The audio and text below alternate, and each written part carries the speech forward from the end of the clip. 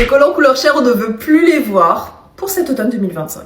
Ça mémérise n'importe quelle tenue, donc si tu ne sais pas quel type de collant porter pour cet automne, reste bien sur cette vidéo, je te partage tout. Et pense bien à l'enregistrer pour la retrouver lorsque tu en auras besoin, et n'hésite pas à t'abonner. Les premiers collants, vraiment la base de la base, hein, les collants noirs, moi je les préfère entre 15 et 35 deniers, à porter en journée avec une paire de mocassins et des chaussettes, ou une paire de bottes. Le soir avec une paire d'escarpins, et moi ce que je trouve justement très joli avec ce type de collant, c'est de pouvoir vraiment distinguer chacune des pièces. Donc la jupe et la robe avec les collants, et les collants avec les chaussures. Ensuite tu as les collants noirs beaucoup plus opaques. Alors ceux-là ils sont plutôt à privilégier si tu as une jupe ou une robe vraiment plutôt courte. Seulement si t'es pas à l'aise avec le fait de montrer plus tes jambes, sinon tu mets des collants moins opaques. C'est surtout à porter avec des pièces plus hiver, donc vraiment de la grosse maille, de la laine, etc. Ensuite, la meilleure alternative aux collants couleur chair, ça reste vraiment les collants marron. C'est plus doux que le noir et beaucoup plus chaleureux. Pour des looks un petit peu plus colorés pour l'automne, tu peux totalement partir sur des collants gris ou alors des collants rouges. Pour une illusion de jambes plus longue, n'hésitez pas à matcher vos collants avec vos chaussures. On voit également de plus en plus des collants en dentelle, donc les plus classiques en noir, mais également en blanc et en rouge. Pour terminer, les motifs, alors ça peut être soit des petites paillettes pour les fêtes de fin d'année par exemple, ou alors des collants à pois, pourquoi pas. J'attends tous vos retours en commentaire et dites-moi notamment si vous êtes pour ou contre les collants couleur chair et je vous fais